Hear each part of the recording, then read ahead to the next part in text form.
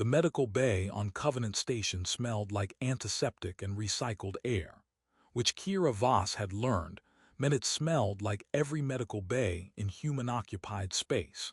She'd conducted 43 routine health assessments in the past week, checking delegates for atmospheric incompatibilities, gravitational stress markers, and the occasional embarrassing fungal situation that nobody wanted to discuss in diplomatic briefings. The Velith Empress was scheduled for 15 minutes, enough time to confirm her biology could handle Earth-standard treaty-signing ceremonies, without anyone experiencing unfortunate biological reactions that would derail 6 months of negotiations.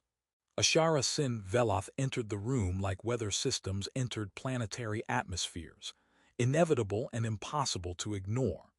She looked human in the way that convergent evolution sometimes produced, bipedal and bilateral, but her skin held undertones that shifted between bronze and something that didn't have a name in visible spectrum terminology.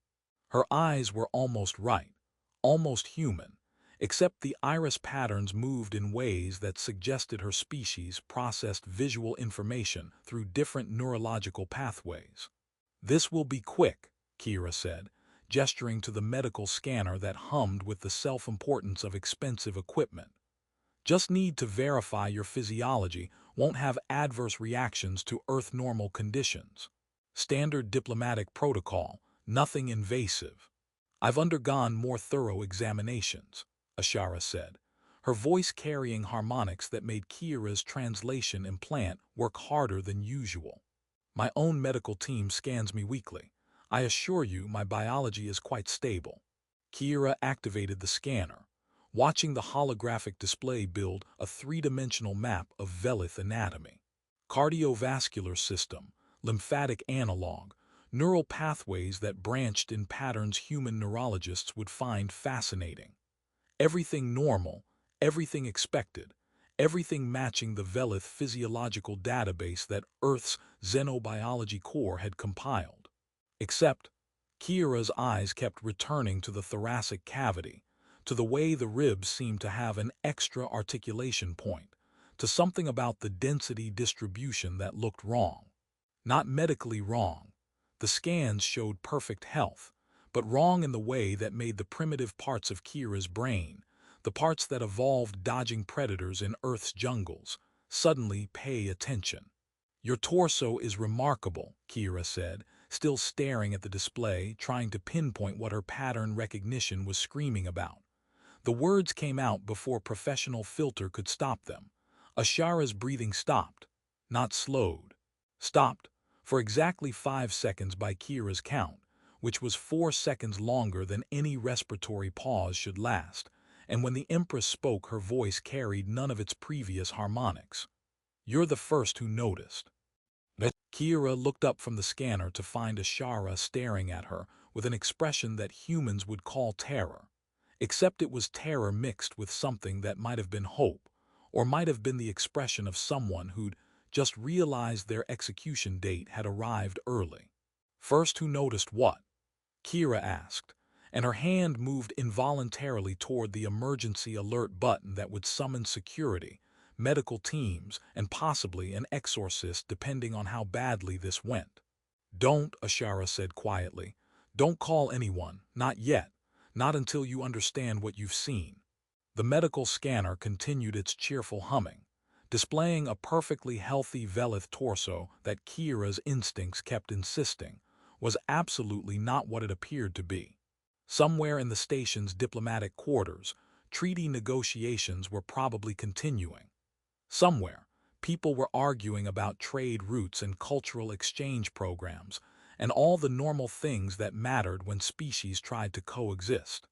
And here in Medical Bay 7, Kira had apparently just noticed something that made an interstellar Empress look like she was deciding whether to thank her savior or eliminate a witness. "I'm going to need you to explain," Kira said, "why a routine health scan just made you stop breathing like you'd forgotten your body needed oxygen." Ashara moved to the door controls, her fingers dancing across the interface with the precision of someone who'd memorized security overrides. The medical bay's locks engaged with a sound like finality, and suddenly the 15-minute appointment felt like it might last considerably longer.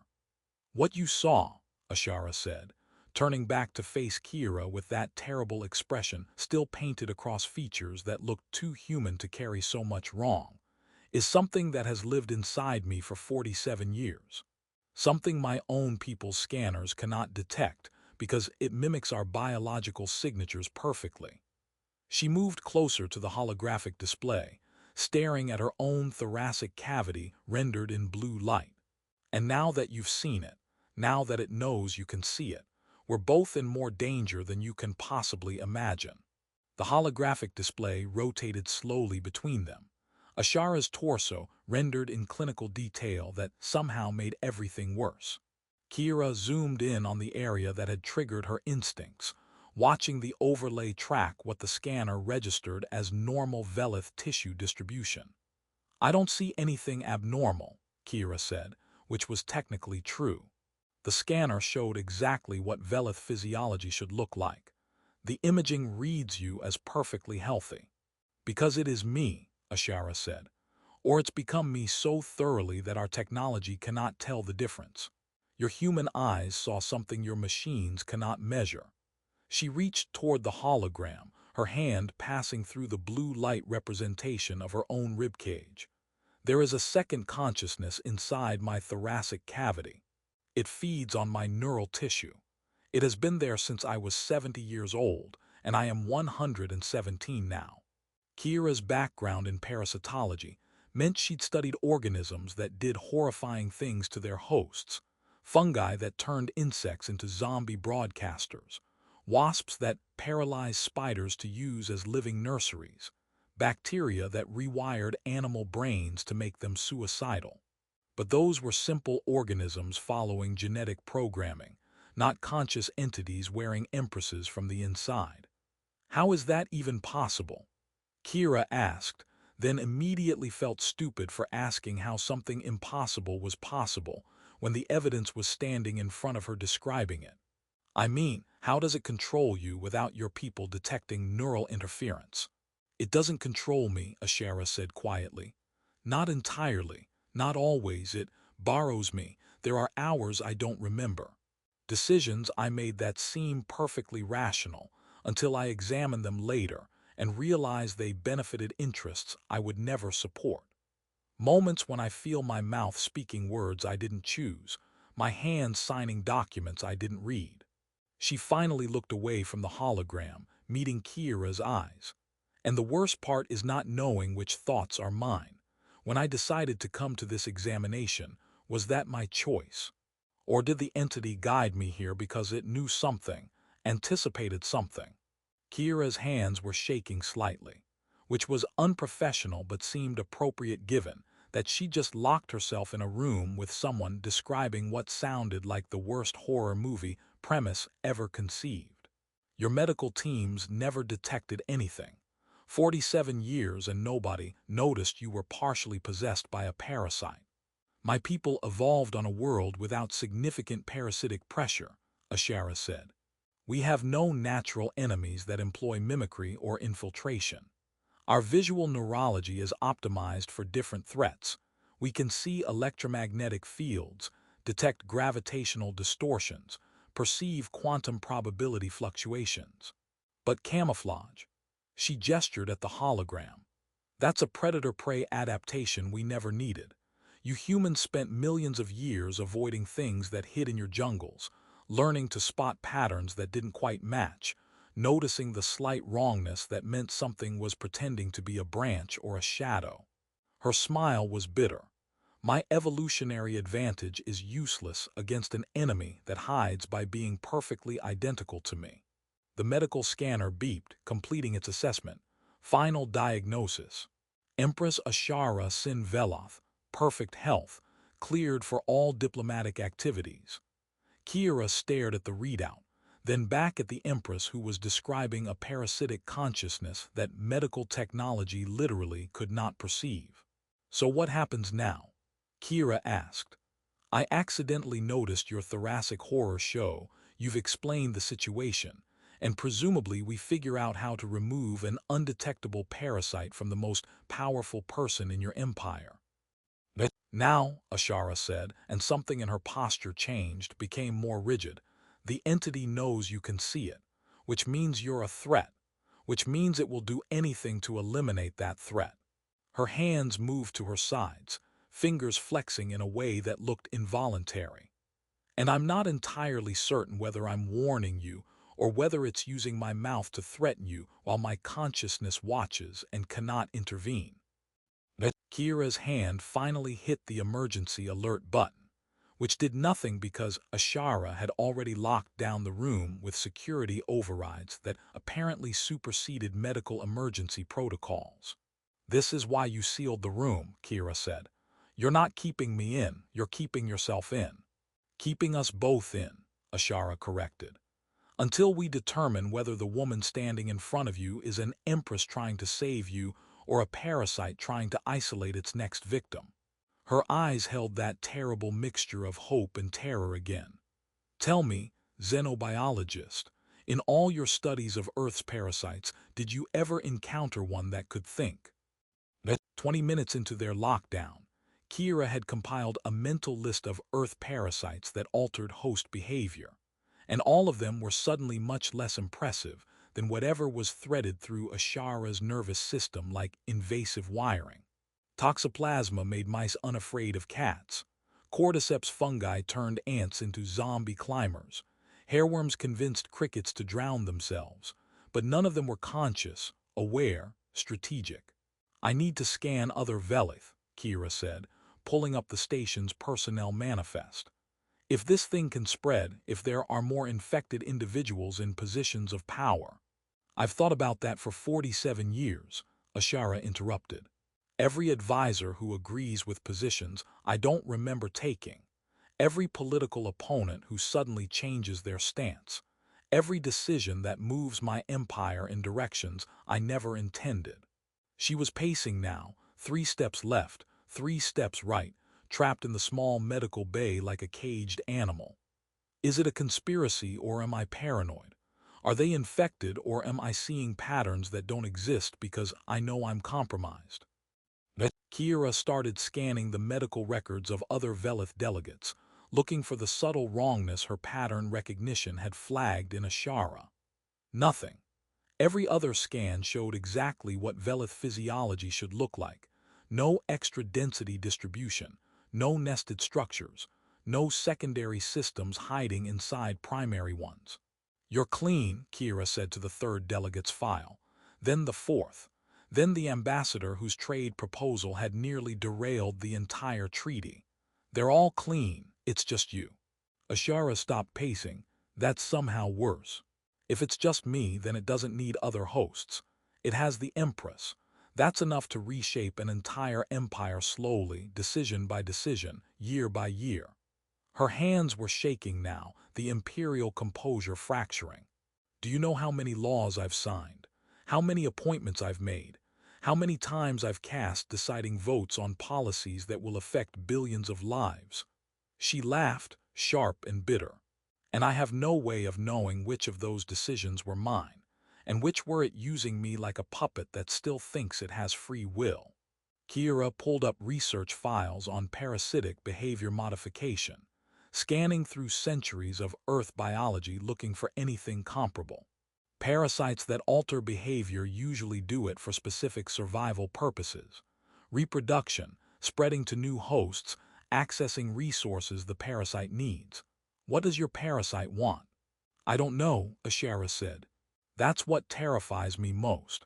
It's had 47 years to position pieces on a game board I can't even see.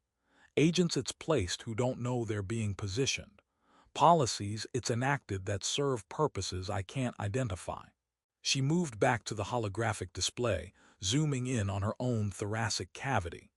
3 months ago, I initiated an empire-wide medical mandate. New diagnostic protocols, new screening technologies, mandatory implementation across all Velith worlds. Her voice dropped. "I thought it was my idea, improving public health, catching diseases earlier. But what if it wasn't? What if the entity needed those systems in place for some reason? Kira felt cold despite the medical bay's climate control. What kind of systems? Neural mapping protocols, detailed scans of cognitive architecture, data collection on how Velith brains process information, react to stimuli, form decisions. Ashara's reflection in the hologram looked haunted. The perfect data set you'd need if you wanted to, I don't know, understand how to control more of us, prepare for mass infection, find suitable hosts. But you said you're the only one infected, Kira pointed out, pulling up the mandate's technical specifications. The scanning protocols were sophisticated, mapping Velith neurology in detail that Earth's technology couldn't match. That I know of, Ashara corrected. That your eyes can detect. But if the entity can hide itself from Velith scanners, what if it can hide others? What if the thoracic cavity is just one location, one presentation, and there are other Velith walking around with parasites nested in their neural tissue, their lymphatic systems, their cardiovascular networks? She grabbed Kira's shoulder, fingers too tight. What if I'm not special? What if I'm just the first generation, the test case, and the mandate I signed is actually a delivery system for? She stopped mid-sentence, frozen, eyes unfocused. Ashara, Kira said quietly. 5 seconds passed. 10. Ashara's grip on Kira's shoulder loosened, and when she spoke again her voice carried different harmonics, subtly wrong in ways Kira's translation implant couldn't quite process. Apologies, Ashara said. I lost track of our conversation. What were we discussing? Kira's hand moved slowly toward the medical instruments, toward anything that could serve as a weapon against something that wore an Empress-like clothing. The neural mapping mandate. You were explaining its purposes. Was I? Ashara's head tilted at an angle that didn't match her previous body language. How strange. I don't recall that conversation. Her smile was perfectly imperial, perfectly composed, perfectly wrong. Perhaps we should conclude this examination. I have treaty obligations to attend to. In the holographic display between them, Ashara's torso rotated in blue light, and Kira swore she could see something moving inside the ribcage, something that pulsed with its own terrible rhythm. Kira had exactly 40 seconds after Ashara's personality shifted before the Empress, or the thing wearing her, would expect a response. 40 seconds to figure out if she was talking to a victim or a parasite, to someone who needed help or something that had already decided Kira was a threat to be eliminated. Actually, Kira said, keeping her voice professionally neutral while her mind raced through every parasitology lecture she'd ever attended, I'd like to run one more scan. New human diagnostic protocol, specific to neurocardiovascular integration. Completely optional, but it would help me write a more comprehensive assessment for the treaty medical board. Ashara's expression didn't change, which was somehow worse than if it had. Is this necessary? My schedule is quite demanding. 5 minutes, Kira said, already reconfiguring the medical scanner with settings she was making up in real time. The key to detecting parasites that mimicked host signatures was introducing randomness they couldn't predict, variations they couldn't match. Human scanner technology operated on different principles than Velith equipment. If the entity had optimized itself to be invisible to Velith diagnostics, maybe it hadn't accounted for human neurology detection systems that worked through pattern disruption rather than pattern matching. Very well, Ashara said, and moved back to the scanning platform with movements that were just slightly too fluid, too perfect. Though I confess curiosity about what you expect to find that my own medical teams have not already cataloged thoroughly. Kira activated the modified scanner, watching the display build a new model of Ashara's physiology through human-designed imaging. Standard view first, showing exactly what every previous scan had shown, healthy Velith anatomy, nothing unusual. Then Kira activated the randomization protocols, introducing electromagnetic noise that would make the scanner's readings fluctuate unpredictably, creating interference patterns that biological tissue would distort naturally, but mimicry systems might struggle to match. The hologram flickered. For just a fraction of a second, the thoracic cavity's density distribution shifted, revealing something nested inside the ribcage like a second nervous system threaded through the first. Ashara's hand shot out, hitting the scanner's emergency shutdown. The hologram vanished mid-flicker, but Kira had seen enough, had confirmed what her instincts had been screaming. There was something else in there, something that became visible only when you introduced enough chaos that it couldn't perfectly maintain its camouflage. That, Ashara said quietly, was unwise. Her voice carried normal harmonics again. Her posture shifted back to the scared Empress rather than the imperial automaton, and her eyes held absolute terror as she stared at her own hand, still pressed against the shutdown button. "I didn't do that," she whispered. "I didn't choose to stop the scan.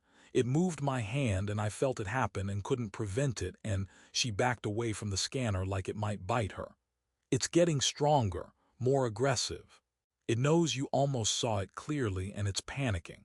And when it panics it takes more control, and I can feel it right now. Feel it considering whether killing you would solve the problem or create worse ones." Kira pulled up the scan data from that fractional second before shutdown, enhancing the image, trying to capture what human eyes and human technology had glimpsed. The entity was massive, far larger than she'd initially realized. It wasn't just in the thoracic cavity. It had tendrils throughout Ashara's entire body, wrapped around her spine, threaded through her brainstem, integrated so thoroughly that removing it might mean removing fundamental parts of what made Ashara herself. "We can't remove it," Kira said, staring at the image. "It's too integrated. Trying to extract it would be like trying to separate conjoined twins who share vital organs, except one of the twins is actively malevolent and the other is an empress." "I know," Ashara said. "I've known for 47 years.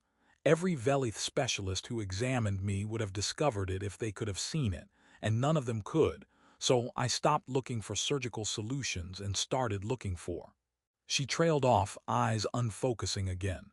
Kira grabbed her shoulders, shaking her slightly. "Stay with me. Don't let it take you. What were you looking for?" Ashara's eyes snapped back to focus, but Kira couldn't tell if she was looking at the Empress or the entity wearing her face. "Alternatives," she said. "Ways to starve it, ways to communicate with it, ways to determine if it's sapient enough to negotiate with or if it's just sophisticated biological programming following infiltration protocols." Her hands came up to grip Kira's wrists, gentle but firm. "And I was looking for someone who could see it, someone whose evolutionary history prepared them to spot camouflage that Velith eyes cannot perceive. Someone who might have technologies or techniques that could help." "You came to this examination deliberately," Kira realized. "You knew human scanning might be different enough to detect what Velith technology misses." "The entity knew too," Ashara said. "It approved my decision to come here, which means either it wanted to be discovered or it's confident that even if you see it, you cannot stop it." She released Kira's wrists, stepping back. "Or I'm lying to you right now. Maybe I'm the parasite, wearing Ashara's memories and personality so perfectly that you cannot tell the difference, telling you exactly what you need to hear to trust me while I position you for elimination." The medical bay felt smaller suddenly, the locked door less like protection and more like a trap. Kira looked at the Empress, or the thing claiming to be the Empress, and tried to remember her training about cognitive parasites, about entities that rewrote neural pathways to serve their purposes. "If you're the parasite," Kira said slowly, "then killing me makes sense. I'm the only one who can see you. But if you're Ashara, then you need me alive because I'm the only one who might be able to help you." "Precisely," Ashara said. "Which is why the entity is currently running calculations about whether my continued survival is worth the risk you represent." Her smile was terrible. "And I'm running calculations about whether your death would hurt enough other humans that it would jeopardize the treaty, which would destabilize the political structures the entity has spent decades carefully cultivating, which might actually be the only thing keeping you alive right now.